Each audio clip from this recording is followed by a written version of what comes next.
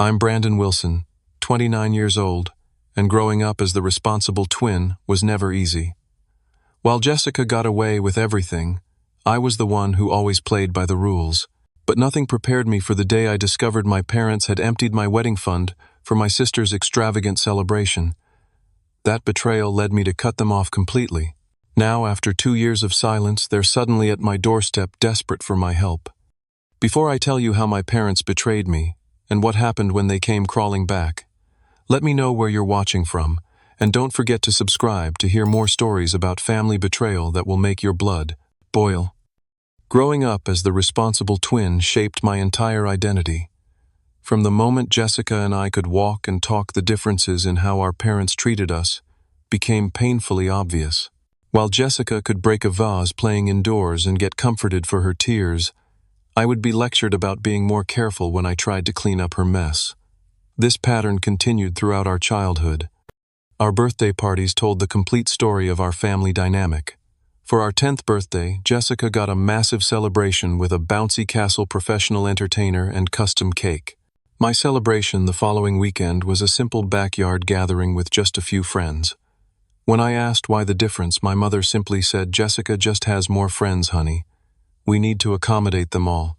But I noticed even the quality of decorations and party favors differed significantly. School achievements followed the same pattern. When I brought home straight, as my parents would nod approvingly and say, "That's what we expect from you, Brandon." But when Jessica managed to pull a B- average, they celebrated with ice cream and presents for her tremendous improvement. I still remember the sting of watching her get rewarded for doing the bare minimum, while my consistent excellence was treated as nothing special. Christmas mornings were particularly revealing. One year when we were 14, I unwrapped practical gifts, new school supplies, clothes, and a scientific calculator for my advanced math class. Jessica, meanwhile, received a new smartphone, designer clothes, and concert tickets. When I quietly asked about the disparity, my father said, "You're just more practical, Brandon. Jessica needs a little extra encouragement to stay motivated." My Aunt Linda was the only one who noticed and acknowledged the unfair treatment. She was my father's sister and would visit several times a year from Chicago. After one particularly obvious instance of favoritism when we were 15, she pulled me aside. "Brandon, I see what's happening here," she said quietly while we sat on the porch swing. "It's not right, and it's not your fault." Those simple words of validation meant everything to me. Aunt Linda became my sanctuary in the storm of favoritism. She sent me books called regularly and treated me with the respect I craved from my parents. By 16, I had started working part-time at a local grocery store. My parents seemed surprised when I didn't ask them for spending money anymore. Brandon's becoming so independent, they would tell relatives proudly, completely missing that my independence was born from necessity rather than choice. I started saving religiously, setting aside 60% of every paycheck in a personal account. Jessica, meanwhile, received a regular allowance that was 3 times what I earned in a week, with no expectation that she work or save. When college applications rolled around, I applied for every scholarship I could find. I wrote dozens of essays, maintained perfect grades, and built an impressive list of extracurricular activities. The result, a nearly full scholarship to State University for Business Administration. My parents' response, "Well, that saves us some money." They seemed more relieved than proud. Jessica, on the other hand, barely made it into a private college, with her mediocre grades and thin resume. My parents paid her full tuition, housing in the expensive dorms, and gave her a generous monthly stipend. Meanwhile, I worked 20 hours a week at the campus bookstore to cover my remaining expenses and lived in the cheapest housing I could find. During those college years, I watched from afar as Jessica's social media filled with party photos, spring break trips, and shopping sprees. I was eating ramen and pulling all-nighters to maintain my scholarship while working. The contrast couldn't have been more stark. Despite everything, I maintained contact with my family. Sunday phone calls home became ritual, though conversations were superficial. My mother would spend 10 minutes asking about my classes before launching into 20 minutes of Jessica's latest adventures. I learned to keep my true feelings hidden, to nod and smile during holiday gatherings, and to lower my expectations for any form of recognition. By graduation, I had a job lined up at Reynolds Financial Group in the city. I graduated summa cum laude.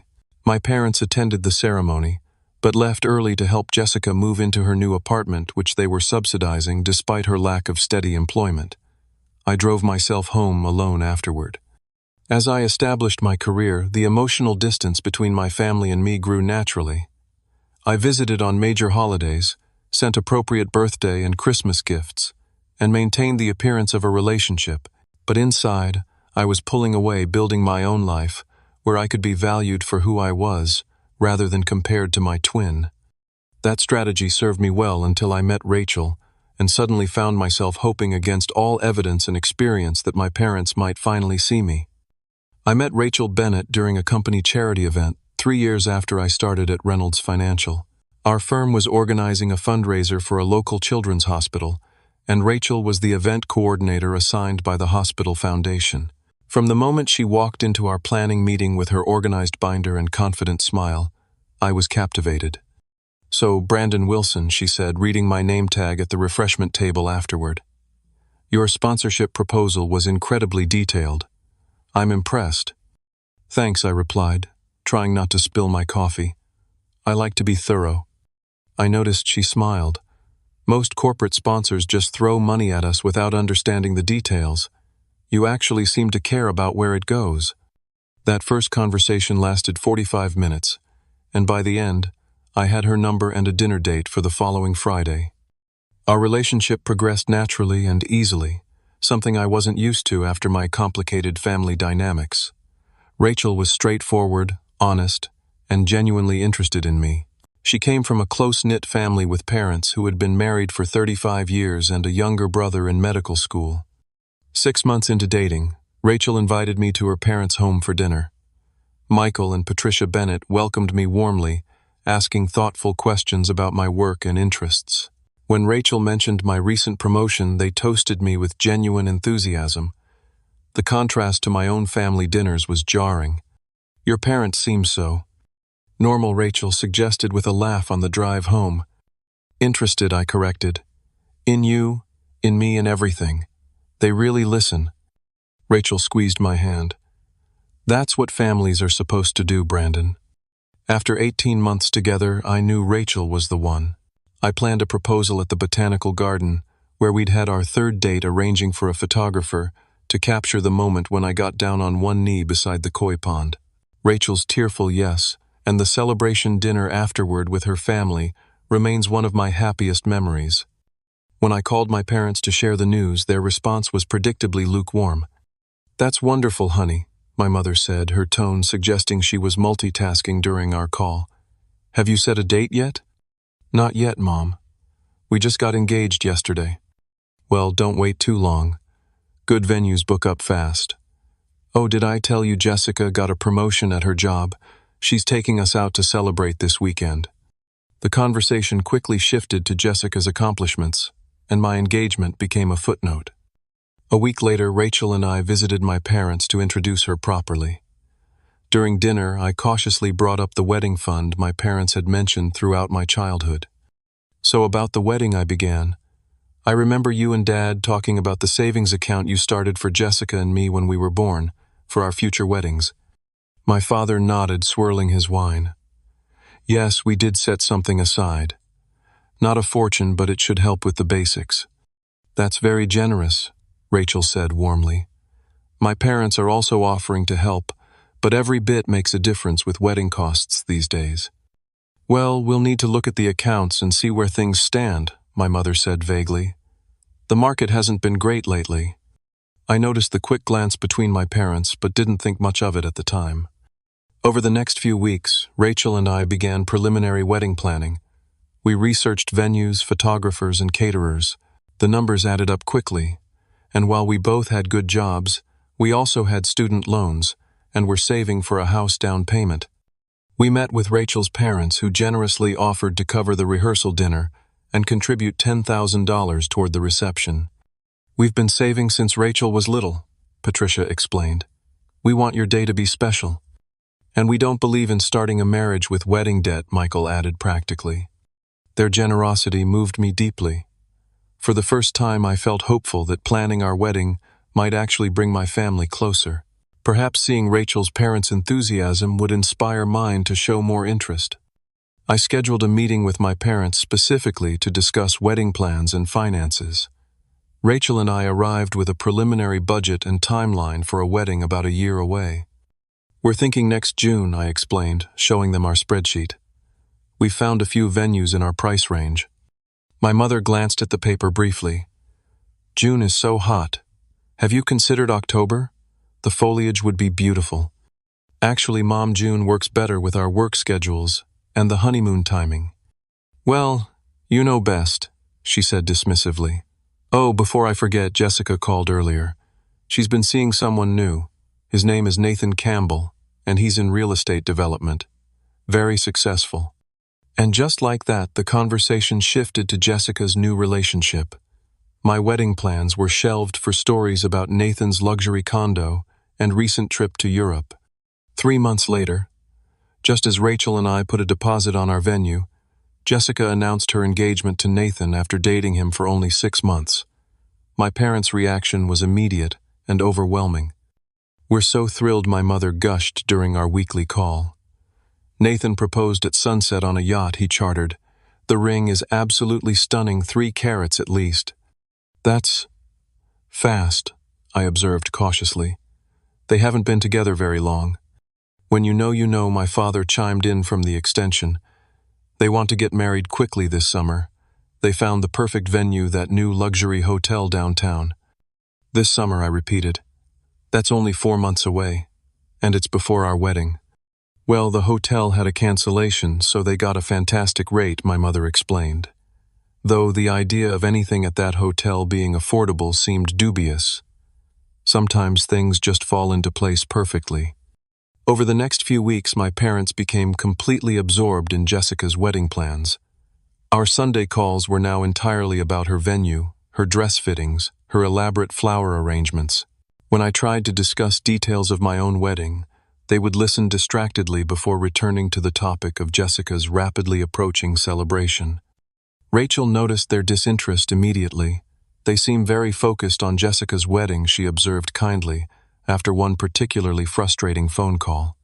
"They always are focused on Jessica," I replied, the old familiar hurt resurfacing. "I just hoped our wedding might be different." I had no idea just how different it would be, but not in the way I had hoped. The betrayal happened on an ordinary Tuesday. I had been trying to reach my parents for 3 days to confirm whether they'd had a chance to look into the wedding fund. Rachel and I were finalizing contracts with vendors and needed to know our complete budget. When my father finally answered, he sounded distracted. "Brandon, can I call you back? We're at a tasting for Jessica's reception menu." "Dad, I really need to know about the wedding fund. We have to put down deposits, and I need to know what we're working with." There was a pause, then my father cleared his throat. "Right about that. Your mother and I have been meaning to talk to you." Something in his tone sent a chill through me. I sat down at my kitchen table. "What about it, Dad?" "Well, son, the thing is, we had to use those funds for Jessica's wedding. It's happening so soon, and the costs have added up faster than we anticipated." The words didn't register immediately. "What do you mean you used those funds, the entire wedding fund? Mine too." "Now, Brandon," my father's voice took on that patronizing tone I knew too well. "You have to understand. Jessica's wedding is in 8 weeks. Yours isn't until next year. You have time to save. Jessica needed the money now." "But that money was specifically set aside for my wedding too," I said, my voice rising. "You've been telling us about those accounts since we were kids." "Don't raise your voice," he replied sharply. "Jessica's venue alone cost $25,000. The flowers are imported. The photographer is booked for the entire weekend. These expenses came up suddenly. And you didn't think to discuss this with me. Before emptying my wedding fund, I was standing now pacing my apartment. Brandon, you and Rachel both have good jobs. Jessica and Nathan are just starting out." I nearly laughed at the absurdity. Starting out, Dad, Nathan drives a Porsche and just bought a penthouse. Jessica works part-time at a boutique because she needs flexibility. They're hardly struggling. That's not the point. The point is, Jessica's wedding is happening first, and she needs the money now. We'll help with your wedding when the time comes. How you just spent my fund and apparently yours too. We'll figure something out, he said vaguely. Look, I need to go. The chef is waiting for us to taste the main course options. After he hung up, I sat in stunned silence for nearly an hour. When Rachel came home from work, she found me still at the kitchen table, staring at nothing. Brandon, what's wrong? When I told her what happened, her face flushed with anger on my behalf. They can't do that. That money was yours. Apparently they can, and did I, replied, feeling hollow. They didn't even hesitate or apologize. Rachel sat beside me and took my hands. What do they expect us to do now? Save more, apparently. Or scale back our plans. The unfairness of it all was starting to sink in. Jessica gets a luxury hotel wedding with imported flowers, and we're supposed to be grateful if we can afford the community center. The next day, I called my mother hoping for some explanation or apology. Instead, she doubled down. Brandon, I don't understand why you're making such a fuss. We raised you to be responsible with money. You've always been the practical one. Jessica needs more help with these things. Mom, you took money that was specifically saved for my wedding and gave it to Jessica. How is that fair? Life isn't fair, Brandon, she replied curtly. Jessica's wedding is costing far more than we anticipated. The videographer alone is $8,000. The details of Jessica's lavish wedding plans only twisted the knife deeper. When I tried to explain how hurt I was, my mother dismissed my feelings entirely. You've always been jealous of your sister, she said. I thought you'd outgrown that by now. That night, Rachel and I had a serious conversation about our options. Our wedding was planned for 300 guests at a beautiful converted barn venue. We had dreamed of good food, live music, and a photographer to capture it all. Without the money we had counted on, we would need to scale back significantly or postpone. We could push it back another year, Rachel suggested, though I could see the disappointment in her eyes. No, I said firmly. We're not putting our lives on hold because my parents decided Jessica's wedding was more important than ours. We revised our budget, cutting our guest list to 150, choosing a Sunday date for the lower rate, and scaling back on several elements we had looked forward to. Rachel's parents, upon hearing what happened, immediately offered to increase their contribution. Absolutely not, I told them when they made the offer. You've already been incredibly generous. This isn't your problem to solve. It's not a problem, Brandon Michael insisted. It's our daughter's wedding, too. I appreciate that more than I can say, I replied, but I need to handle this my way. The next few weeks were tense. Jessica called once ostensibly to ask about my wedding plans, but really to talk about hers. Nathan and I decided on a 7-tier cake, she gushed. And I'm having 10 bridesmaids. The dresses are being custom made. When I remained silent, she finally asked, Is something wrong? Did you know Mom and Dad gave you my wedding fund? I asked directly. Oh, that she dismissed with a laugh. They mentioned something about moving some money around. But Brandon, you know how important this wedding is for me. Nathan's family is very well connected. Everything has to be perfect. And my wedding doesn't matter. Don't be so dramatic. Your wedding isn't even for another year. I'm sure Mom and Dad will figure something out by then. Her complete lack of concern or appreciation confirmed what I had always known in my family's eyes. Jessica's wants would always outweigh my needs. The final straw came when my parents called to check in a week later. After briefly asking about our revised wedding plans, they launched into a detailed description of Jessica's bridal shower, which they were hosting at an upscale restaurant. We've ordered personalized champagne bottles as favors, my mother said excitedly. And wait until you see the cake. It's shaped like a wedding dress. I ended the call early, claiming a work emergency. That night I broke down. Years of accumulated hurt, dismissal, and unfair treatment came pouring out. Rachel held me as I finally acknowledged the painful truth: my parents would never value me the way they valued Jessica. I think I need to distance myself from them, I told Rachel as we lay in bed that night. At least until after the wedding. I can't keep putting myself through this. I support whatever you need to do, she whispered, stroking my hair. But let's talk to someone first. This is a big decision. The next day I called my Aunt Linda, who had always seen the dynamic clearly. "I'm not surprised," she said after I explained what happened. "But I am deeply disappointed in my brother and sister-in-law." "Am I overreacting?" I asked her. "Brandon, they took money specifically saved for your future and gave it to your sister without discussion or apology.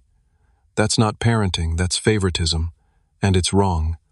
Her validation gave me the strength to continue planning our scaled-back wedding without my parents' support, but the wound of their betrayal cut deeper than I could have imagined. 3 weeks before Jessica's wedding, an elaborate invitation arrived at our apartment.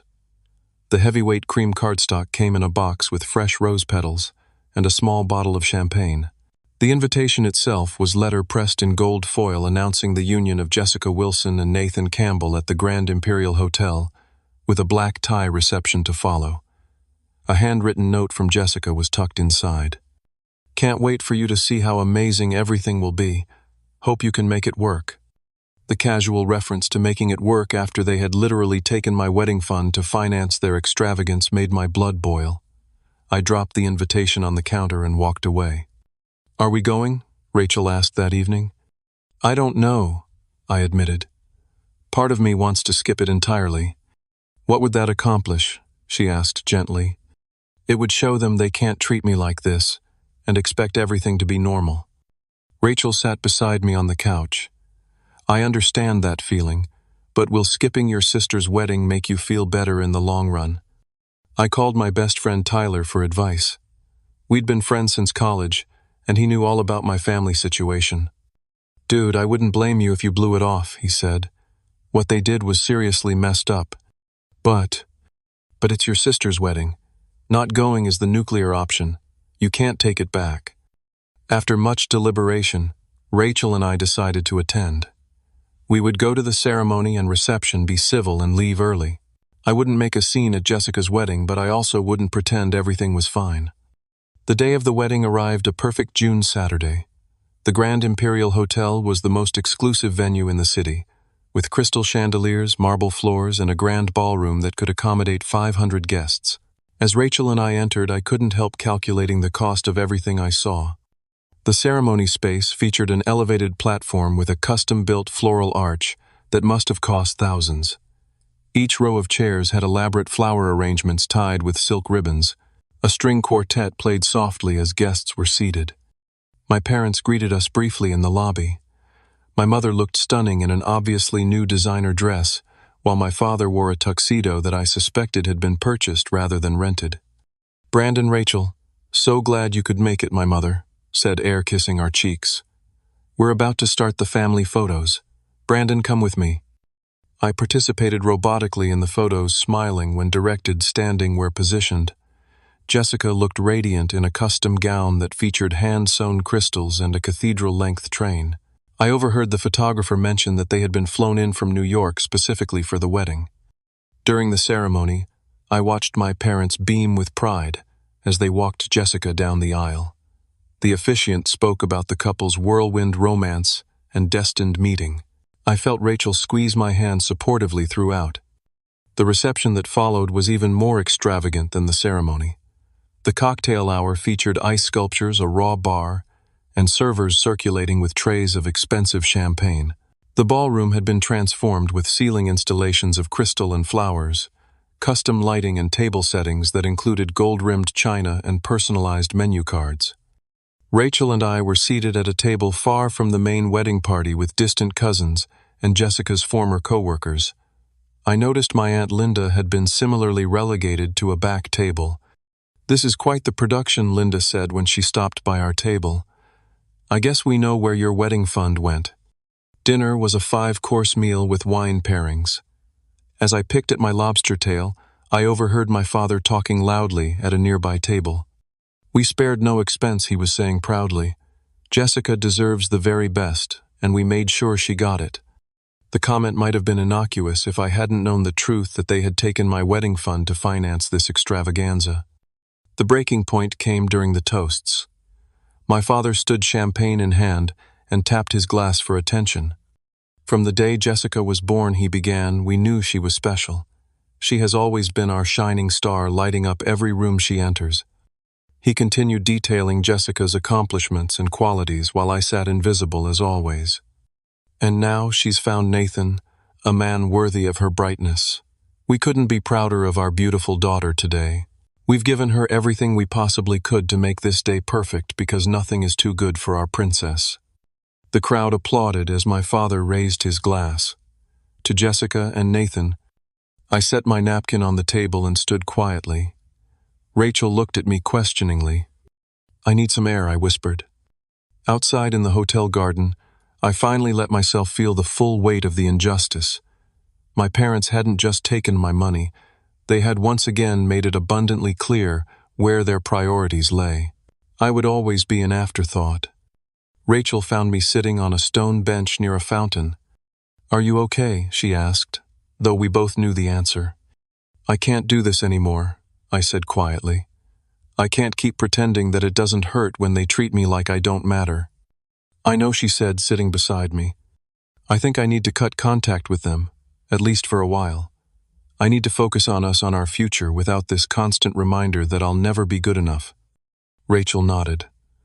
"Whatever you decide, I'm with you. But let's not make any permanent decisions tonight." We returned to the reception long enough to say brief goodbyes, claiming an early morning commitment the next day. Jessica barely noticed our departure, surrounded by her adoring guests and basking in the attention. The next morning I called my parents. My mother answered, sounding tired but happy. "Jessica's wedding was absolutely perfect," she said before I could speak. "Everyone said it was the most beautiful wedding they'd ever attended." "I'm glad it was worth it," I replied, my voice steady. "I've been doing a lot of thinking and I've made a decision." "What's that, honey?" "I need to take a step back from our relationship. I need some space." There was a pause. "What are you talking about?" "I'm talking about the fact that you and Dad took money specifically saved for my wedding and gave it to Jessica without even discussing it with me. I'm talking about a lifetime of being treated as less important, less special, less deserving. Brandon, you're being ridiculous. We've always treated you and Jessica equally." Her denial was the final confirmation I needed. "No, Mom, you haven't. And the fact that you can't even acknowledge that shows me that nothing will ever change." "So what are you saying? You're going to punish us because we helped your sister have a nice wedding." "I'm not punishing you. I'm protecting myself. I won't be calling or visiting for a while. I need to focus on my own life, my relationship with Rachel, and our wedding, which will happen without your financial support, or apparently your emotional support." "You can't be serious," she gasped. "I've never been more serious. Please respect my decision." After I hung up, my phone immediately began ringing with calls from my father, then Jessica. I sent them both to voicemail. Jessica left an angry message accusing me of trying to ruin her special day out of jealousy. My father's message was a lecture about family obligation and my selfishness. I blocked their numbers that afternoon. I also blocked them on social media and asked Rachel to do the same. It was a drastic step, but I knew that if I left any avenue open, they would use it to pressure me without addressing the real issues. That evening I felt both grief and relief.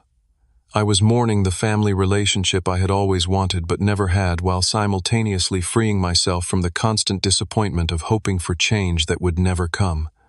Rachel and I were married 4 months later, in a ceremony that looked nothing like what we had originally planned but felt perfect nonetheless. We scaled back from the converted barn to a small art gallery owned by one of Rachel's colleagues.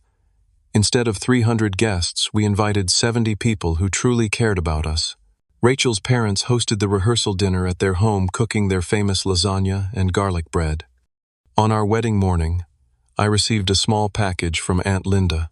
Inside was a check for $5,000 and a note, "This won't replace what was taken from you, but I want you to know that someone in the family values your happiness. Love always, Aunt Linda." Her generosity brought tears to my eyes. We used the money to hire a talented local photographer, something we had reluctantly cut from our budget. The ceremony itself was intimate and personal. Rachel looked stunning in a simple gown she found at a boutique rather than a bridal salon. We wrote our own vows, promising to always see and value each other. As we exchanged rings, I felt a sense of peace I hadn't experienced in years. This was my real family now, the one I was choosing. Rachel's father gave a heartfelt toast at the reception, welcoming me to their family with genuine warmth. From the moment we met Brandon, he said, raising his glass, we knew he was special. His integrity, his kindness, and his devotion to our daughter have made him already a beloved son to us. The words "we knew he was special" echoed in my mind, so similar to what my father had said about Jessica, yet so different in meaning. Here was a family that saw me, valued me without comparison or condition. After a weekend honeymoon at a nearby lake resort, all we could afford after the financial hit, Rachel and I returned to our apartment and began building our life together. We both threw ourselves into our careers, working hard and saving diligently. 13 months after cutting contact with my parents, I received a significant promotion at Reynolds Financial.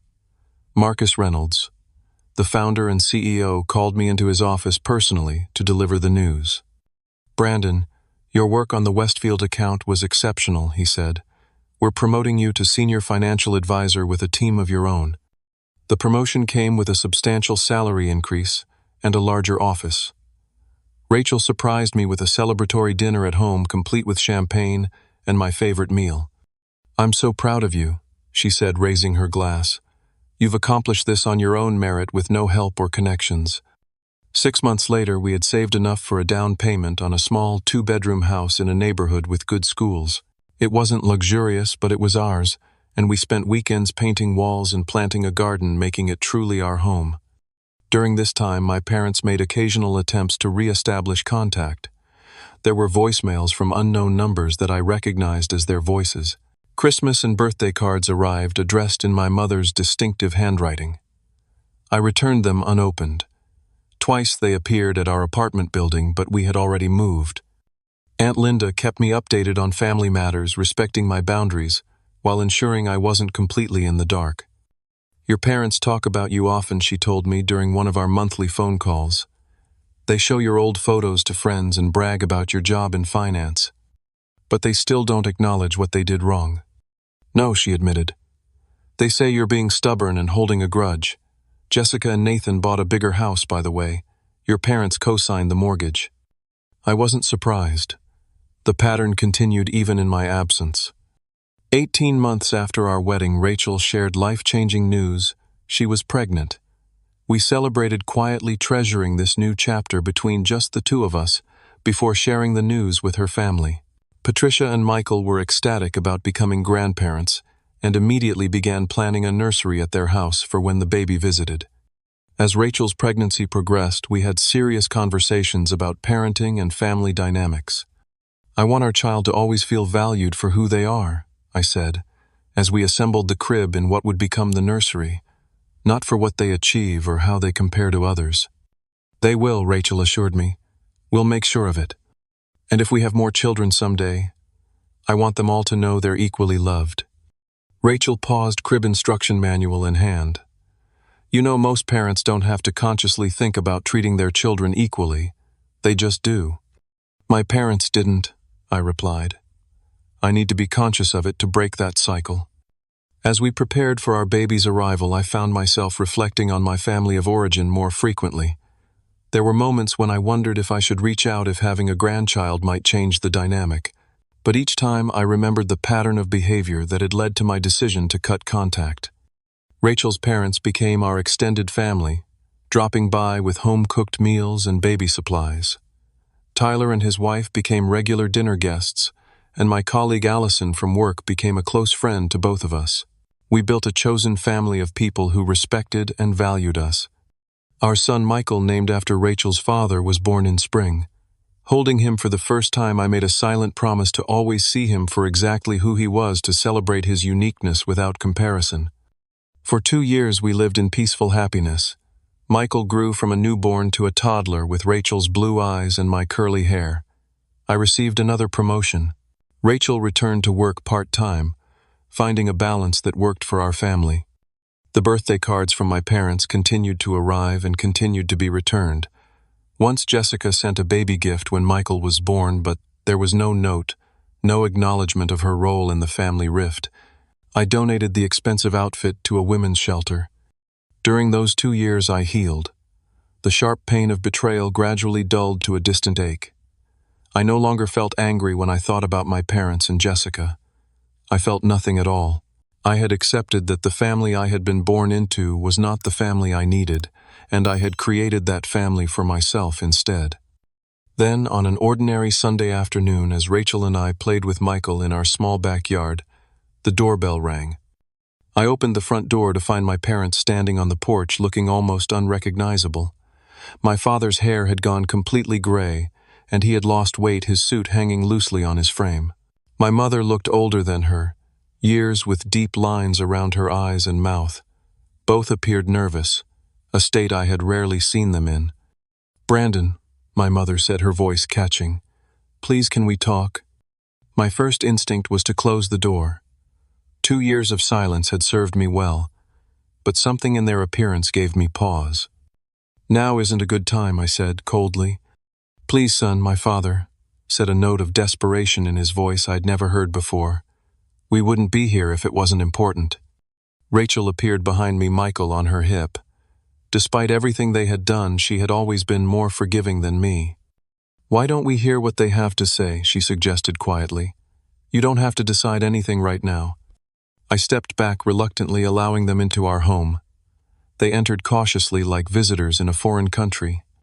"You have a beautiful home," my mother offered, looking around at our modest living room with its second-hand furniture and walls covered in family photos and Michael's framed artwork. "Thank you," Rachel replied when I remained silent. "Would you like some coffee?" While Rachel prepared coffee in the kitchen, an awkward silence fell over the living room. My parents kept glancing at Michael, who was now playing with blocks on the floor, obviously trying to reconcile the toddler before them with the infant they had never met. "He looks like you did at that age," my mother finally said. "Why are you here?" I asked, directly ignoring her attempt at connection. My parents exchanged glances before my father cleared his throat. "We're in trouble, Brandon.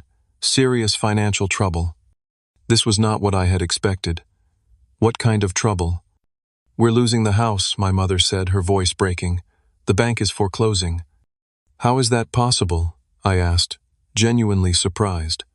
My parents had always been financially comfortable, if not wealthy. My father looked down at his hands. "It started with Jessica and Nathan's business venture. They wanted to open a high-end real estate firm catering to luxury properties. They needed startup capital." "Let me guess," I said bitterly. "You gave them money." "We invested," my father corrected. "It seemed like a sure thing. Nathan had connections, Jessica had charm. They found a premium office space downtown, hired staff, created beautiful marketing materials." But I prompted. "But it failed," my mother said simply. "Nathan's connections didn't materialize. The luxury market slowed down. They had no experience running a business." "We lost our entire investment," my father continued. $350,000.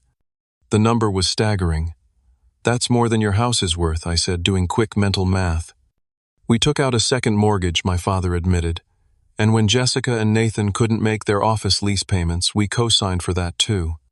Rachel returned with coffee, catching the last part of the conversation. "What happened to Nathan's money? Wasn't he successful in real estate before?" My parents exchanged another look. Apparently, my mother said carefully, Nathan had been exaggerating his success. His Porsche was leased, his condo was mortgaged to the hilt, and most of his connections were people he'd met at country clubs where he wasn't actually a member. Jessica didn't know I asked, though I suspected the answer. "She claims she didn't," my father replied, "though she certainly enjoyed the lifestyle." I took a sip of coffee, processing this information. "So what does any of this have to do with me?" "We need help," my mother said simply. "We have nowhere else to turn." "What about Jessica and Nathan?" "They filed for bankruptcy last month," my father explained. "They're living in a rented apartment now. There's nothing they can do for us." The irony wasn't lost on me. The daughter they had consistently favored, whose wedding they had funded with my money, was now unable to help them in their time of need. "What exactly are you asking for?" I asked bluntly. "A loan," my father said. "Just enough to stop the foreclosure and give us time to sell the house ourselves. We can downsize, start over, but we need to avoid foreclosure or we'll get nothing from the sale." Rachel touched my arm gently. "Brandon, why don't we talk privately for a minute?" In our bedroom, Rachel closed the door and turned to me. "What are you thinking?" "I'm thinking this is karma," I admitted. "They took my wedding fund for Jessica's extravagant wedding to a man who turned out to be a fraud, and now they're losing everything. Is that how you want to look at this? As karmic justice?" I sighed, sitting on the edge of our bed. But I don't know if I can just write them a check after everything they've done." "You don't have to decide that right now," Rachel said. "But think about what kind of person you want to be. Do you want to be someone who turns away family in need, even if they've hurt you? Or do you want to be better than that?" "They never apologized," I pointed out. "They still don't even acknowledge what they did wrong." "Then maybe that's where this needs to start." When we returned to the living room, my parents were awkwardly watching Michael play. He had offered my mother a block, a small gesture of trust from a child who had no idea of the complicated history in the room. "Before we discuss any financial help," I said firmly, "we need to address the reason I cut contact in the first place." My parents shifted uncomfortably. "Brandon, that was a long time ago," my mother began. "2 years isn't that long," I replied. "And nothing has changed if you still can't acknowledge what you did." "What do you want us to say?" my father asked defensively. "That we helped your sister with her wedding. We're her parents, too." "You didn't help her," I corrected. "You took money specifically saved for my wedding and gave it all to Jessica without even discussing it with me. Then you dismissed my feelings when I tried to tell you how hurt I was." My mother looked away. "We did what we thought was best at the time." "And do you still think it was best? Now that Jessica and Nathan's marriage is struggling under bankruptcy, now that the extravagant wedding you financed is just a memory while you're losing your house?" My directness seemed to break through something. My father's shoulders slumped, and for the first time I saw genuine regret in his eyes. "No," he admitted quietly. "We made a mistake, a serious one." "We've made many mistakes," my mother added, dabbing at her eyes with a tissue. "With both of you." It wasn't a full acknowledgement, but it was a start. As Michael toddled over to me for a hug, I felt some of my anger begin to soften. "I need to think about this," I said finally. "I can't give you an answer today." "We understand," my father replied, though the worry in his eyes was clear. "The foreclosure proceedings begin next week." After they left, Rachel and I put Michael down for his nap and sat at our kitchen table discussing the situation. "They're still not taking full responsibility," I noted.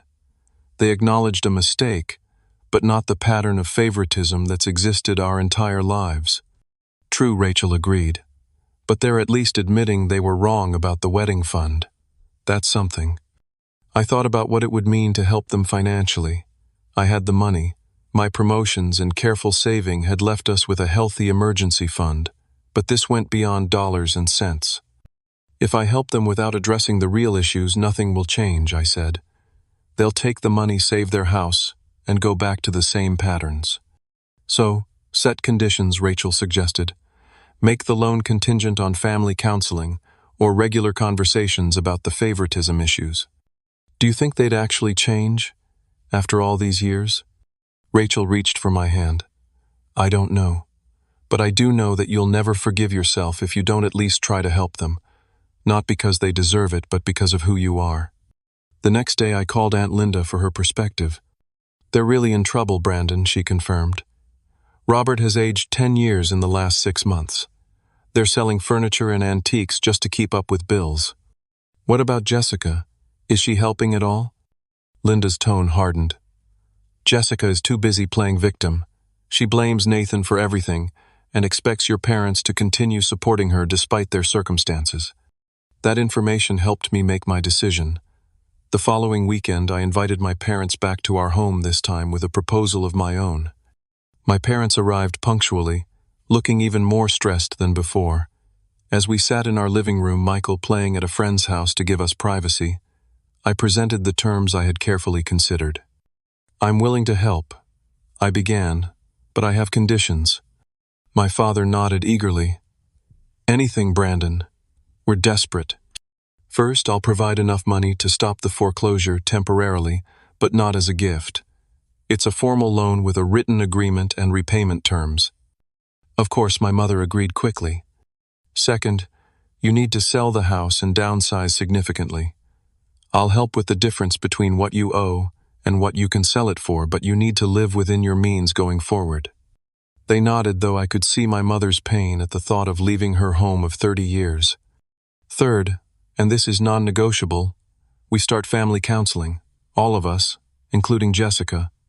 This caused visible discomfort. "Counseling," my father repeated.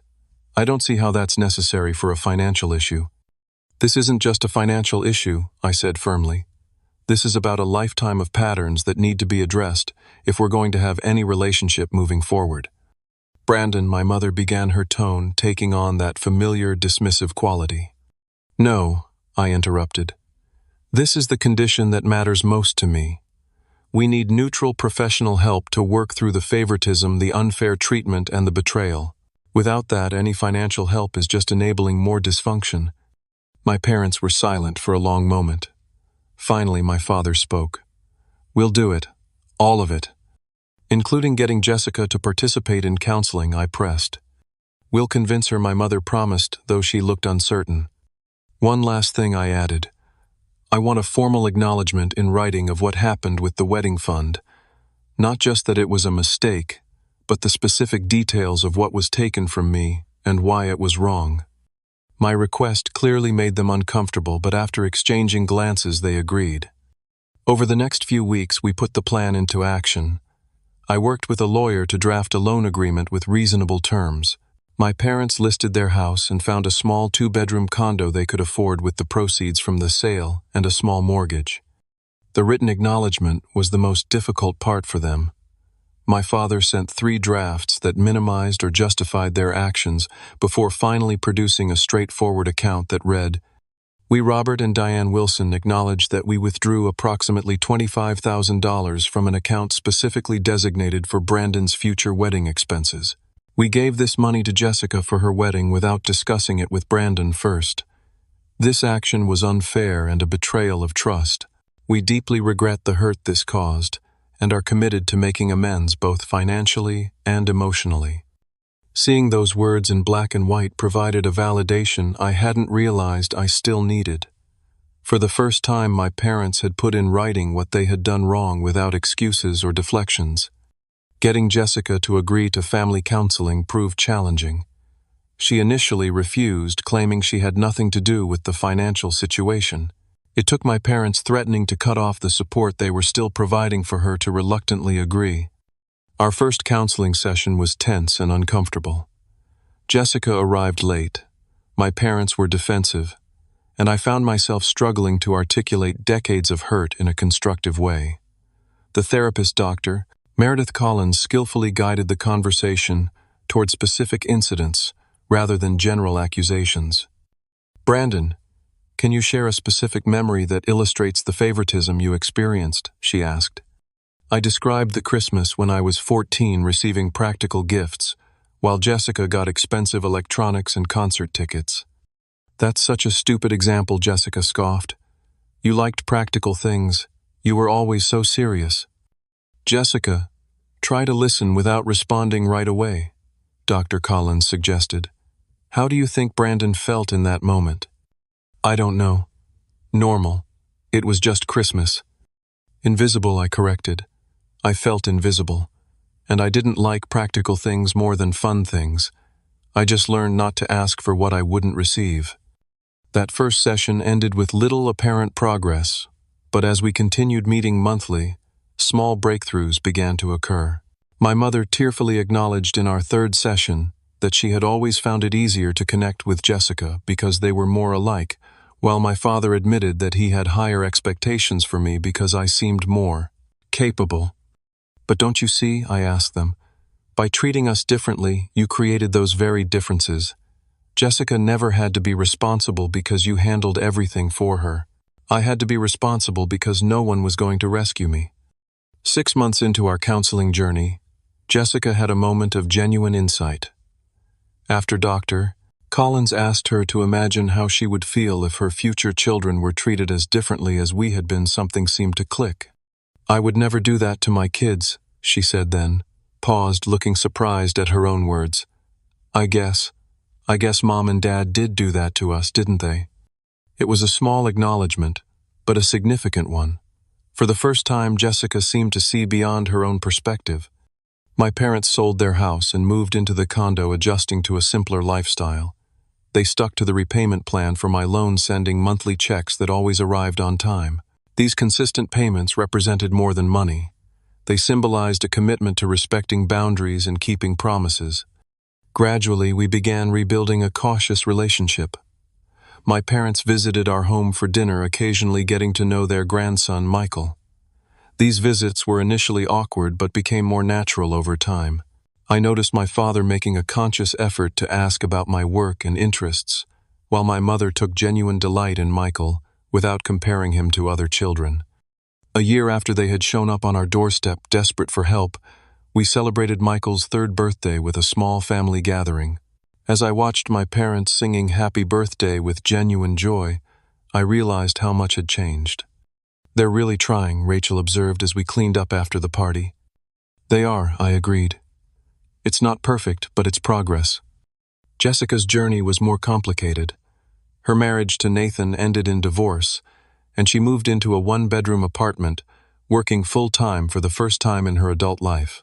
Initially, she blamed everyone but herself for her circumstances, but over time, with continued therapy, she began to develop insight and accountability.